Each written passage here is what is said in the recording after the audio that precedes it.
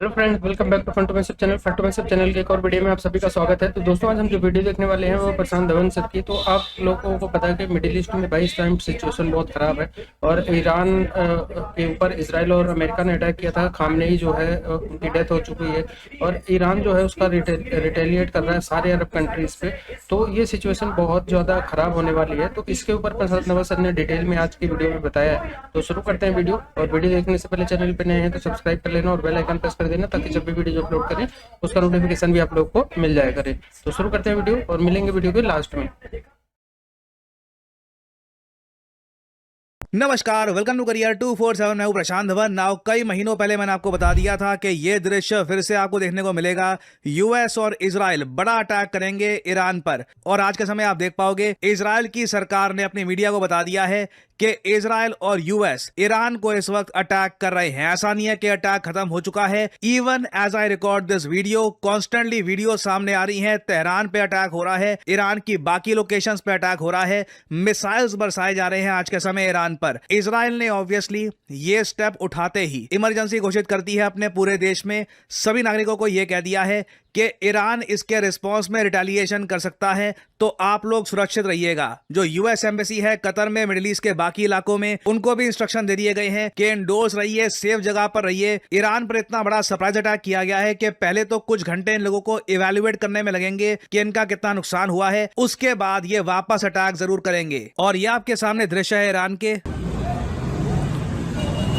ये लोगों की कैपिटल है, जहां पर मल्टीपल लोकेशंस पे बताया जा रहा है हर मिसाइल का एक एड्रेस था। पिन पॉइंट एक्यूरेसी से जिन लोगों को इजराइल की सरकार मारना चाहती है, टारगेट करना चाहती है, जो ईरान की मिलिट्री से जुड़े हुए हैं, जो इनके रक्षा मंत्रालय के लोग हैं, उन लोगों को प्रिसिशन अटैक से इन लोगों ने किया है टारगेट। और ये देखिए, एक प्रीएम्प्टिव स्ट्राइक है। ईरान ने पहले अटैक नहीं किया इजराइल को। इजराइल ये मान के चल रहा है कि ईरान जिस तरीके से अपने मिसाइल्स को डेवलप कर रहा है, अपने न्यूक्लियर प्रोग्राम को डेवलप कर रहा है, तो ईरान को पहले ही अटैक कर दो। नेतन्याहू का यह कहना है कि ईरान एक ऐसी सरदर्दी है जो फ्यूचर जनरेशंस को वो नहीं देना चाहते। नेतन्याहू ने यह बात कई बार दोहराई है कि ये नहीं चाहते कि आगे वाली जो जनरेशन है इजराइल की, उन्हें एक न्यूक्लियर ईरान को फेस करना पड़े। ईरान के पास न्यूक्लियर वेपन्स आए उससे पहले ही ईरान को ये डिस्ट्रॉय करना चाहते हैं। हालांकि मुझको यहां पर एक बात ये भी ऐड करनी पड़ेगी, ईरान के पास न्यूक्लियर वेपन्स आ जाएंगे ना, ये बात नेतन्याहू कई सालों से कह रहे हैं। इस पर ऑनलाइन एक काफी वायरल वीडियो है जहां पर नेतन्याहू को दिखाया गया है कि 1990 से ये कह रहे हैं कि बस कुछ ही सालों में ईरान के पास एक न्यूक्लियर वेपन आ जाएगा। Produce a nuclear weapon in a very short time. It could be a year, it could be within a few months. They have the wherewithal, the stored up, preserved knowledge to make a bomb very quickly if they wanted to do it. Iran is so dangerous. Weeks away from having the fissile material for an entire arsenal of nuclear bombs. ये 2015 में उन्होंने कहा था कि Iran कुछ ही हफ्तों में एक न्यूक्लियर बॉम्ब बना देगा। They're very close. They're 6 months away from साल 2012 में ईरान सिर्फ 6 महीने दूर है एक न्यूक्लियर बॉम्ब बनाने से। being about 90% of having the enriched uranium for an atom bomb. Iran is gearing up to produce 25 bombs, atomic bombs a year, 250 bombs in a decade. Ladies and gentlemen, time is running out. Iran will be capable of producing alone, without importing anything, nuclear bombs within 3 to 5 years. अब question यहाँ पर यह आता है कि फिर reality क्या है। अगर नेतन्याहू 1990 से कह रहे हैं कि ईरान बस कभी भी न्यूक्लियर वेपन डेवलप कर देगा, तो अभी तक ईरान न्यूक्लियर वेपन डेवलप क्यों नहीं कर पाया? देखिए, इजराइल ने काफी बार साइबर अटैक करके, ईरान के न्यूक्लियर साइंटिस्ट की असैसिनेशन करवाकर, वेरियस ऑल टाइप्स के अटैक्स करके ईरान के न्यूक्लियर प्रोग्राम को काफी बार रोका है। और रिसेंटली आप अगर देखो तो IAEA ने भी ये कहा है कि ईरान का 60% जो यूरेनियम रिजर्व है, इसके बारे में इनको प्रॉपर जानकारी है नहीं। Iran has stored some of its most highly enriched uranium in an underground tunnel complex at its key Isfahan nuclear facility. IAEA ने यह बात बोली है अपनी कॉन्फिडेंशियल रिपोर्ट में, और यह कहा है कि यह एक nuclear bomb grade stock pile है और इन्हें चिंता है कि इस यूरेनियम रिजर्व का ईरान क्या करेगा। आज के समय अगर मैं कहूं तो ईरान जेन्युइनली बहुत ज्यादा करीब आ चुका है एक न्यूक्लियर बॉम्ब टेस्ट करने के। नाउ क्या इनकी इंटेंशन है, क्या ये न्यूक्लियर बॉम्ब बनाना चाहते हैं जेन्युइनली या नहीं, ये एक अलग केस है। बट इजराइल ने लंबे समय से ईरान को यह कहा है कि अपना जो भी यूरेनियम है, एनरिच यूरेनियम, इसको त्याग दो, मिसाइल प्रोग्राम को त्याग दो, तभी मिडिल ईस्ट में पीस हो पाएगा। नहीं तो नेतन्याहू ने अपनी लाइफ का मिशन ला के रखा हुआ है कि कभी भी ये ईरान के पास न्यूक्लियर वेपन्स नहीं आने देंगे। और नेतन्याहू को यह पता है कि आज के समय डोनाल्ड ट्रंप सिंस प्रेसिडेंट है, तो ये इजराइल का एक गोल्डन अपॉर्चुनिटी है ईरान को प्रॉपर्ली डिस्ट्रॉय करने की। ट्रंप, मैं आपको बता दूं, इतिहास में यूएस हिस्ट्री में सबसे ज्यादा प्रो इजराइल प्रेसिडेंट है, ये बात वो खुद कह चुके हैं।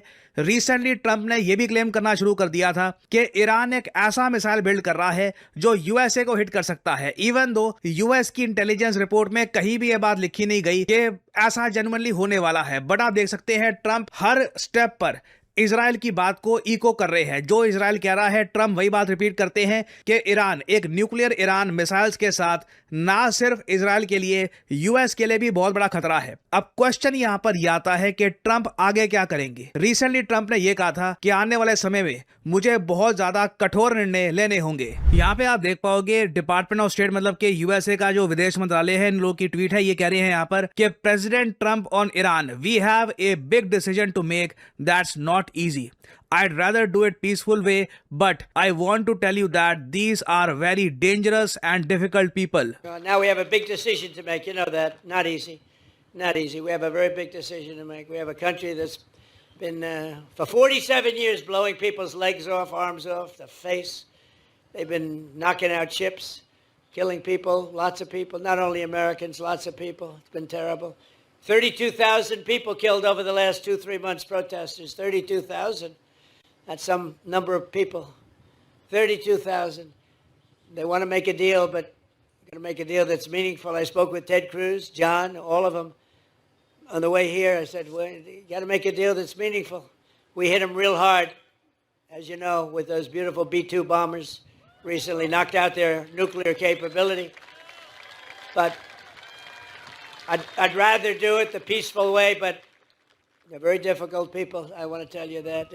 Now, ये यहाँ पर कह रहे हैं कि इनका प्रयास रहेगा कि शांतिपूर्ण तरीके से बातचीत हो जाए, बट जो ईरान की सरकार है बहुत ज्यादा डेंजरस है। ये लोग बहुत ज्यादा मुश्किल लोग हैं, इनसे बातचीत करना काफी मुश्किल है। ये लंबे समय से, इन्होंने स्टार्टिंग में भी कहा कि लोगों को मार रहे हैं।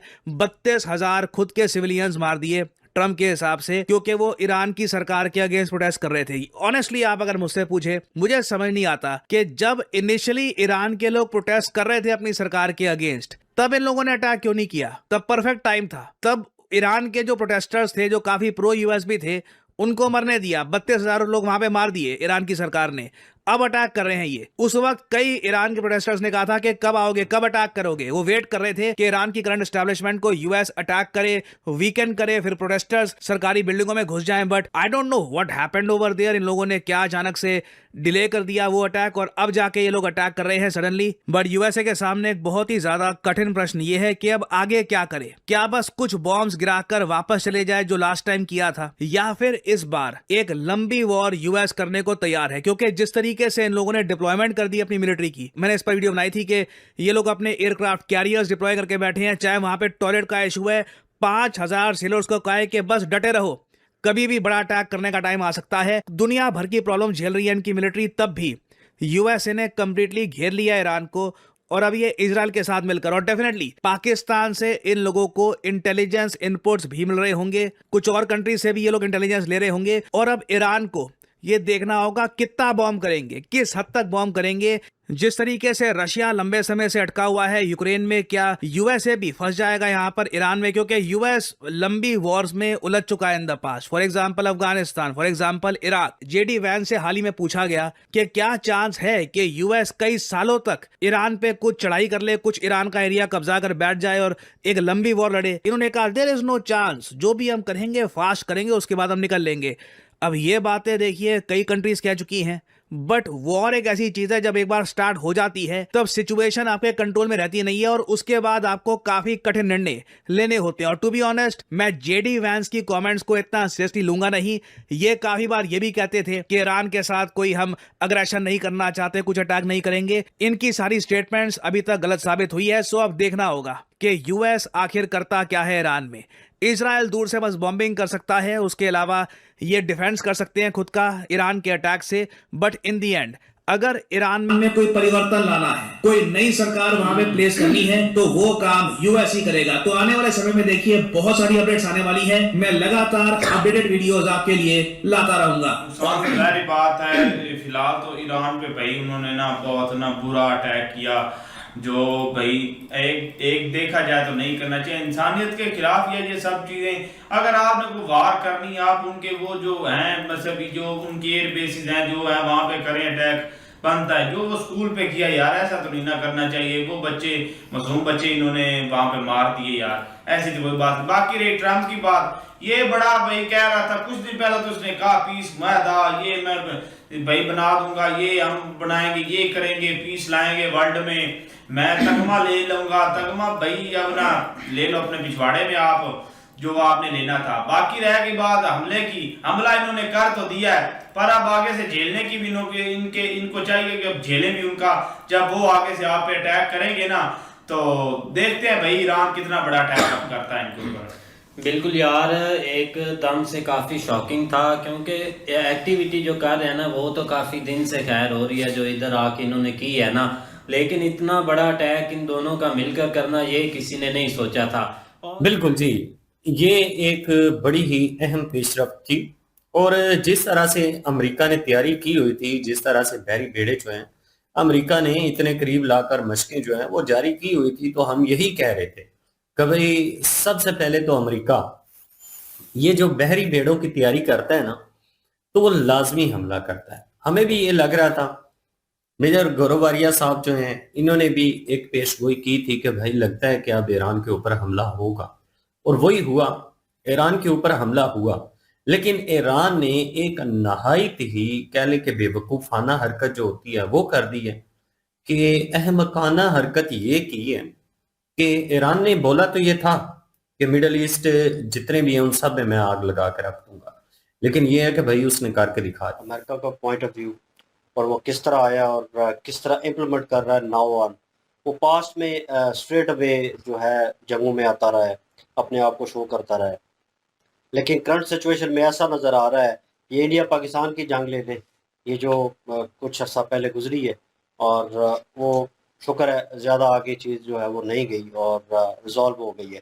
उसमें भी वो स्ट्रेट अवे नहीं आया, और जब जंग चल रही थी तब भी उसने कुछ ऐसा नहीं किया। और मैंने कहा था कि वो खेल खेलता है और वो कोई ना कोई ऐसा हरीफ चुनेगा, उसने मोहरा रखा हुआ है और उसको आगे करेगा, उसके थ्रू प्लान जो है इम्प्लीमेंट करेगा। अमेरिका इस तरह कर रहा है और वो उसने थोड़ी स्ट्रेटजी चेंज कर दी है। न्यूज़ तो वही जिसका वेट हो रहा था, कब होगा पता था कि होना है। अगर टॉक्स नहीं कोई फ्रूटफुल हुई तो ये होगा ही होगा, ये तो सबको पता था। पे मार्को रूबियो और दूसरे लोगों ने भी कहा था कि अटैक इज इनएविटेबल, सिर्फ it is a matter of timing. उन्होंने इतना कहा था नेगोशिएशन के लिए जा रहे हैं, मगर इन्हें पता है आउटकम क्या है, ये लोग नहीं मानेंगे, चाहे कुछ भी नेगोशिएट कर लो, मगर पहला स्टेप हमें करना है नेगोशिएट। हर जगह पे न्यूज़ आ रही थी, it is a guarantee attack will happen, the only question is when. और ये ईरान के लोगों के लिए भी अच्छा होगा जब ये करंट गवर्नमेंट हटेगी, कोई ढंग की गवर्नमेंट आएगी जिससे लोगों में फ्रीडम होगी, वो रेडिकलाइज सोच हटेगी, बेटर ही होगा पूरी दुनिया के लिए। अब मुझे लग रहा है वेट कर रहे थे मिस्टर नेतन्याहू कि मोदी जी वापस जाएं फिर अटैक हो। इसे रुके हुए थे कि मोदी जी ने आना है, मोदी जी आ गए, सब कुछ हो गया। देखो जैसे ही मोदी जी वापस गए, अटैक।